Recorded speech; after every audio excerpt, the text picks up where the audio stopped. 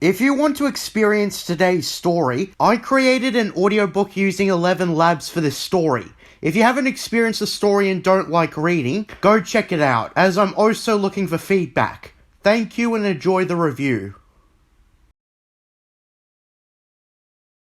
We're going back to the past where it all began for the expanded universe. Splinter of the Mind's Eye. Released as an alternative sequel to what we now call Star Wars A New Hope, in case the movie was not financially successful. It was planned to be the first of several sequels actually, but due to the success of the film, there was no need for alternative sequels in novel form. The novel was written by Ballantine Books, who also wrote A New Hope's novelization, as well as The Force Awakens novelization, in which he, along with other expanded universe authors, decided they'd give Disney canon a shot, and then wisely left for reasons shortly after Disney canon's establishment. I referenced this in a previous video, but I actually read The Force Awakens novelization, and it was way better than the movie, because get this, it actually explained a decent amount of stuff.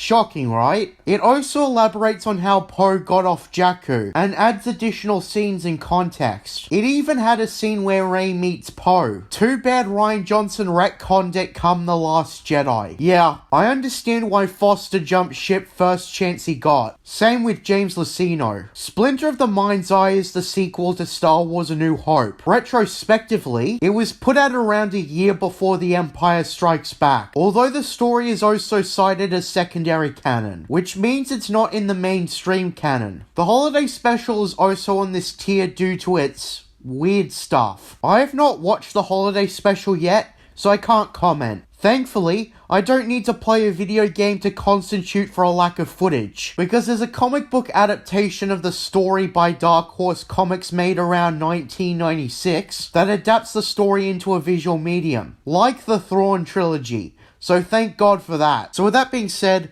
let's talk about the novel. Despite the fact that the novel only had one movie to go off of, I was surprised at how Splinter of the Mind's Eye sold its believability as a sequel to the original Star Wars movie. Splinter of the Mind's Eye as a film adaptation was considered before George Lucas decided to go with a completely new story that we all know as The Empire Strikes Back. I presume when this novel was written, it couldn't go full on with the Galactic Civil War, so it goes for a smaller conflict, having Luke Skywalker and Leia Organa as the prominent characters. I was surprised reading this story that they didn't include Han Solo or Chewbacca. I'm assuming that Ballantine Books either didn't have permission to use them directly, or he assumed they were one-off characters and the real story was about Luke and Leia. I'm not sure.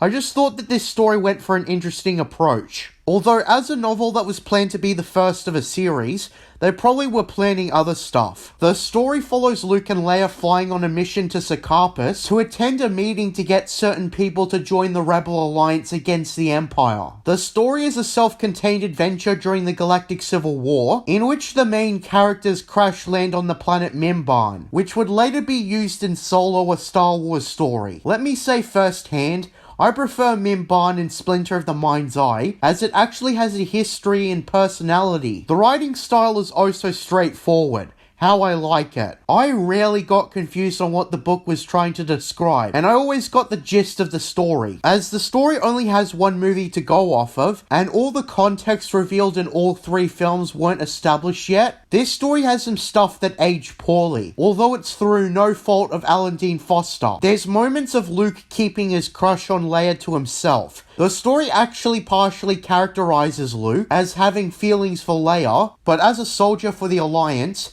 duty comes first. I mean, it's clear that in A New Hope, attraction to Leia motivated Luke, so I can't blame the book for following this trend. R2 and 3PO also accompany Luke and Leia on this journey as they crash land on Mimban. Upon crash landing, they regroup and come across the mining town on Mimban. Hungry by that point, they walk into a bar, and there's some attention to detail I like here, where Luke gets Leia to make herself dirtier to make her blend in better, because with all the makeup, she'd stand out easily. Anyways, upon entering the bar, they're caught onto by an old woman named Hala, but offers them assistance if they do her a favor first. As a character, Hala is an eccentric old woman who is commonly smart-mouthed, yet they avoided making her unlikable, When we're first introduced to her, she does come across as suspicious, but is quickly built up as a potential ally. She shows them the main plot device, known as the Kyber crystal. You might recognize that as the name they use for lightsaber crystals in Disney canon, and the namesake originates here, although Kyber is spelt differently. The Kyber crystal is essentially a Force artifact that has mysterious powers and whatnot. The powers aren't really demonstrated until the very end, but the author did a decent job in building up the Kyber crystal as a powerful yet mysterious MacGuffin. As bar the name of the novel, Hala has a piece of the crystal that is shaped like a splinter, and Luke, when he touches it, has it connected with his mind. The Kyber crystal, according to Hala, is located in an ancient temple on Mimban. Luke and Leia deal with Hala for the whole Kyber crystal in exchange for transport off the planet. During the sequence at the bar, Leia posed as Luke's servant, and the local miners catch on to the ruse and start a fight. One of them even has a hidden blade, decades before Assassin's Creed, and a scuffle ensues, until the Imperials show up to arrest everybody, and they're escorted to a dude named Captain Supervisor Grammel. Hala warned Luke and Leia about Grammel, how he was a merciless hard-ass who was the brutal supervisor of Mimban, and first impressions are pretty tough. Grammel is unapologetic, and Luke and Leia hiding their identities to lie to his face, in which Grammel sends them to the typical dark dungeon where they won't be alone. Despite first impressions being tough and gruff, Grammel is shown to be pretty weak as a person. He gets overly excited when describing the prisoners to the governor of the system, and is offered a promotion if he can keep them imprisoned. Luke and Leia encounter two creatures known as the Yuzum in the cell, and Luke is able to calm them and befriend them. Grammel shows up, demanding to know who they are, and this is the second time he shows weakness, as he yells at them to tell him who they are, almost being attacked by the Yuzum by approaching the bars. And with that being said, Hala shows up eventually to aid in their escape, and they look for the Temple of Pomajima, which is where the remaining Kyber crystal is. To describe the escape sequence, it was decent. The pacing was a tad off, but it was very minor.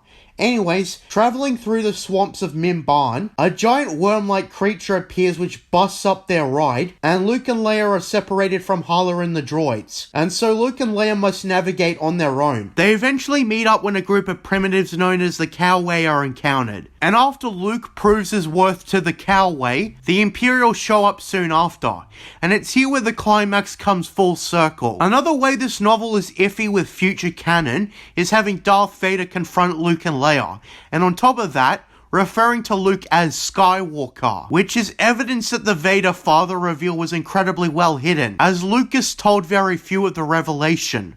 So with the exception of David Prowse, the whole world was utterly clueless. Anyways, Vader confronts Luke and Leia, and overpowers them easily.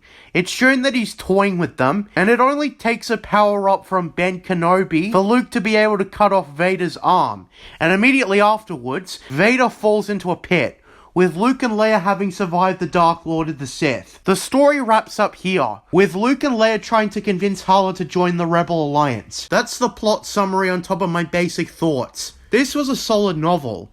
It wasn't very long, but it told a new adventure from the galaxy far, far away. It's what you'd expect from a good sequel to a science fiction movie that didn't particularly tread any super new ground. Again, because the book was a backup sequel in case A New Hope bombed at the box office. Or at the very least, didn't make its money back. The audiobook I made ended up being 6 hours long, which is relatively short for a novel. It's around the same length as Death Troopers, so it didn't have much time to expand. But this wasn't the novel's goal. It was meant to be a backup sequel, and I imagine had A New Hope not done well, Foster would have written future novels, and we would have gotten an alternate path for the Star Wars universe. It's anyone's guess what was planned for the cancelled book series, but I imagine it would have been much different than the rest of the films. I say this because the rest of the original trilogy and the prequel trilogy are an extension of George Lucas's intellect. So was there anything I didn't like about this book?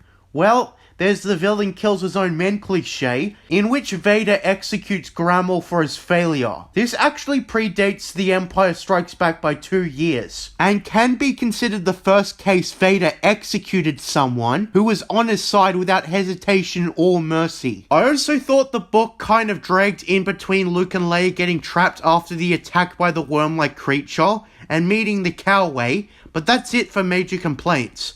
I want to note that since I don't like reading, I transcripted the novel into the audiobook I mentioned earlier, and the natural voice narrated the whole thing for me. With that being said, I give Splinter of the Mind's Eye an 8 out of 10. A solid novel that was probably too short and didn't expand the universe much, but it wasn't the fault of the author, and the story doesn't pretend to be something it's not. That's my review of Splinter of the Mind's Eye.